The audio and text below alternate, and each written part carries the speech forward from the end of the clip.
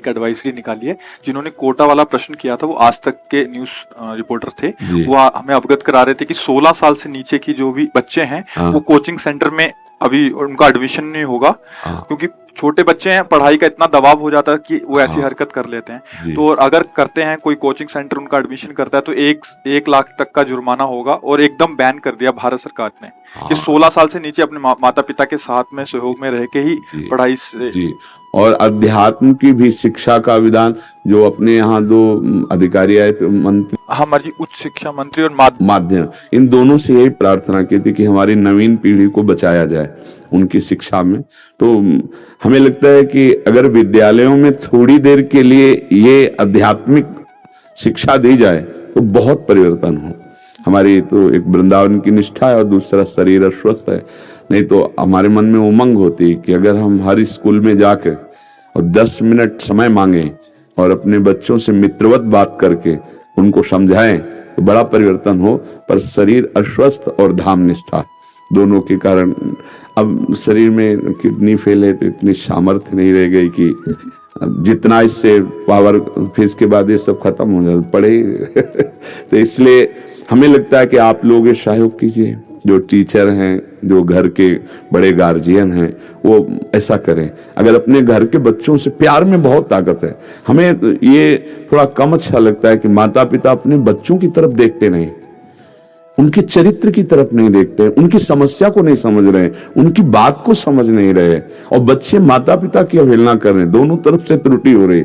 अगर दोनों तरफ की त्रुटियों को संभाला जाए तो ये समस्याओं का समाधान। जैसे बच्चा कोई इस तरह की स्थिति में, उसको एकदम ढांढस बंधाओ, डांटने की जरूरत, ए भाई बात करो ना, मैं तुम्हारा पिता हूं, पैसा लगाऊंगा, हर जिस तरह से तुम्हें बचाऊंगा, बोलो ना, तुम क्यों चिंतित हो, क्या परेशानी है। तो नई अवस्था है, फिर बच सकते। नहीं तो ऐसे, क्योंकि उनकी निर्णायक क्षमता बहुत कम है अवस्था शरीर की ना, और जैसे ब्रह्मचर्यहीनता ये निर्णायक शक्ति को खो देती है। देखो ये तो बच्चे किसान या कोई बड़े उसमें फेल हो गए, हार गए, या फसल नष्ट हो गई, तो लोगों को लगता है कि शरीर छोड़ना एक कोई विशेष दुख निवृत्ति है। नहीं नहीं, उससे तो और दुख बढ़ेगा। आप अन्य योनियों में जाएंगे, फिर वहां बंधन जनित आपको कष्ट प्राप्त होगा। मुझे लगता है कि मानव देह शरीर छोड़ने के लिए नहीं मिला, समस्याओं से लड़कर जीतने के लिए मिला है। शरीर छोड़ना कोई अगर हो तो बहुत बढ़िया है, पर शरीर छोड़ के हम जाएंगे कहां? फिर किसी शरीर में जाएंगे, नीच शरीरों में जाएंगे। अभी तो हमें अच्छा शरीर मिला है, मानव देह, हम अपने को बचा सकते हैं, अपने को अच्छे कर्म के द्वारा बचा सकते हैं, अच्छे चिंतन के द्वारा बचा सकते हैं, भगवान नाम जप के द्वारा बचा सकते हैं। तो हमें लगता है बैठ करके बच्चों को समझाया जाए, घर के गार्जियन समझावें, टीचर समझावें, और थोड़ा शास्त्रीय पद्धति सिखावें। संयमशील अपने को बचा लेगा। जो संयम युक्त बच्चा है वो बहुत प्रवीण होगा अपने को बचाने में। आज बुद्धि तो बहुत है लेकिन फंसाने वाली। देखो 16, 17, 18 के बच्चे नशा कर रहे हैं, ये कोई नशे की अवस्था है भाई? 20, 25 तक ब्रह्मचर्य रहे, फिर गृहस्थ में गए, चलो बात अलग है। छोटे छोटे बच्चे भी 13, 14 के बच्चे हैं। और ये जो मित्रता वाला नाटक चला है ना, इसमें मित्रता नहीं, शोषण है, वासनाओं का पोषण है और शरीर का शोषण है, जीवनी शक्ति का नाश है। अभी छोटे छोटे बच्चे जानते नहीं। अगर समझाने की भी कोशिश करो तो कैसे खुल के बात करें उनसे, क्योंकि समस्या ऐसी है। कई बार तो खुल के भी प्रवचन किए हैं, पर एक संकोच लगता है कि साधु वेश है, सामने बच्चे हैं, अब इनको वो विषय कैसे बतावे कि जिससे तुम बचो। पर वो कहीं ना कहीं संकेत में तो समझ ही रहे हैं, वर्णन कर रहे हैं, उसको समझे। बच्चे बच्चियां ब्रह्मचर्य को समझें, गलत आचरणों से अपने को बचाएं, तो उनकी बौद्धिक क्षमता प्रबल हो जाएगी।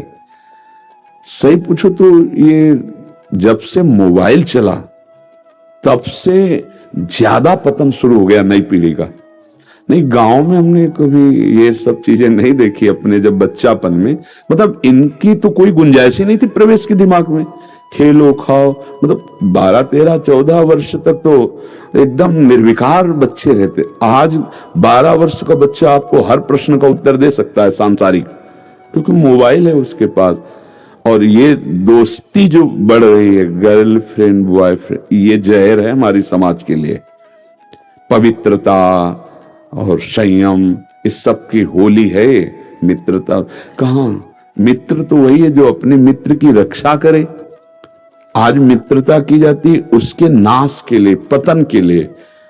अच्छा, एक बार आप हमारे अनुशासन में आ गए किसी भी तरह, तो अब आप डरेंगे, जिससे वो गलत अब आप डरेंगे कि हम आपका मम्मी पापा से बता देंगे या वीडियो बना ले या ऐसे।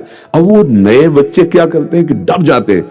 मुझे लगता है इस विषय में डरना नहीं चाहिए।